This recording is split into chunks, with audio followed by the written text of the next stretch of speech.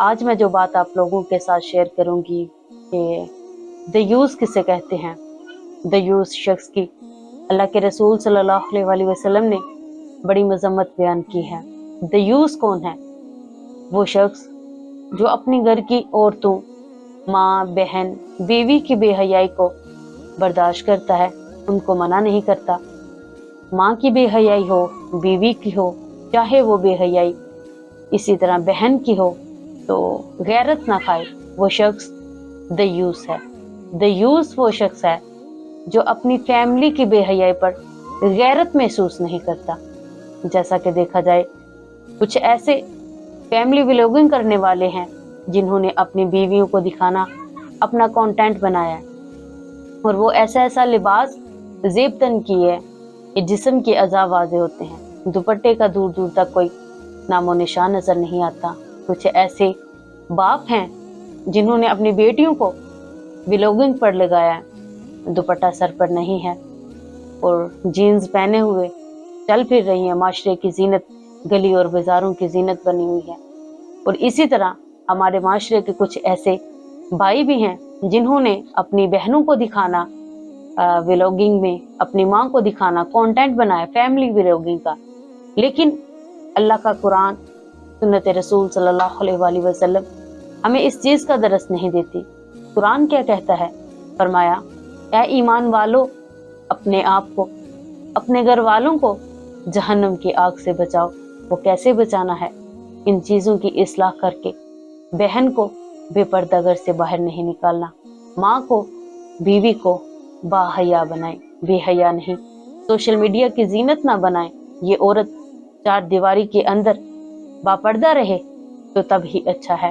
دیوس جنت میں نہیں جائے گا۔ اللہ کے رسول صلی اللہ علیہ وسلم نے فرمایا، دیوس شخص جنت میں نہیں جائے گا۔ اسی طرح قرآن مجید میں ارشاد ہے، اور بے حیائی کے قریب بھی مت جاؤ، چاہے وہ بے حیائی کھلی ہو یا چھپ کے، اس کے قریب بھی نہیں جانا۔ اور پھر میں آپ لوگوں سے کہنا چاہوں گی کہ یاد رکھیں، اللہ کا قرآن کہتا ہے کہ بے شک جو لوگ چاہتے ہیں کہ ایمان والوں میں بے حیائی پھیلے، ان سوشل میڈیا پر بہت کچھ دکھانے کا ان کا مقصد کیا ہے کہ دوسروں کی بیٹیاں بھی اس طرح، چاہے کوئی بھی ان کو دیکھتا ہے، کوئی ماں ان کو دیکھے، ان کی بہنوں کو دیکھے، ان کی بیٹیوں کو دیکھے، ان کی بیویوں کو دیکھے، لیکن جو سوشل میڈیا پر جو معاشرے کے لوگ ہیں وہ ان کو دیکھتے ہیں، ان کا بھی اسی طرح کا دل چاہتا ہے کہ وہ بھی ایسے کرے، ہم بھی پیسہ کمائیں۔ لیکن اللہ کا قرآن کہتا ہے کہ بے شک جو لوگ چاہتے ہیں کہ ایمان والوں میں بے حیائی پھیلے، ان کے لیے دنیا اور آخرت میں دردناک عذاب ہے۔ آپ لوگوں نے اس بات کو اپنے ذہن میں رکھنا ہے۔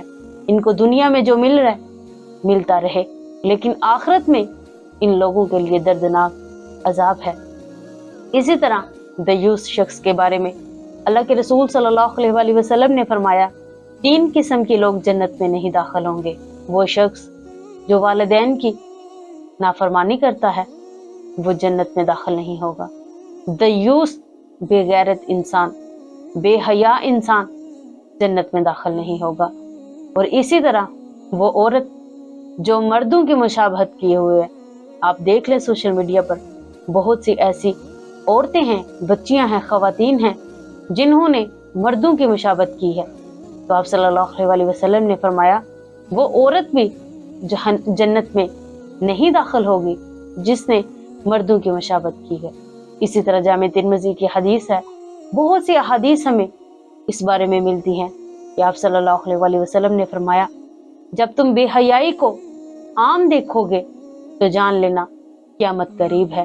ہر دوسرے گھر میں بے پردہ گھر سے باہر بیٹی نکل رہی ہے، بیوی نکل رہی ہے، لیکن کسی کو اس چیز میں حیا محسوس نہیں، وہ شخص دیوس شخص ہے۔ اسی طرح قرآن و حدیث سے یہ نتیجہ نکلتا ہے کہ ہر مسلمان پر لازم ہے کہ وہ اپنے گھر والوں کو بے حیائی سے محفوظ رکھے۔ اللہ تعالیٰ سے دعا ہے اللہ تعالیٰ ہمیں دین کی صحیح سمجھ عطا فرمائے۔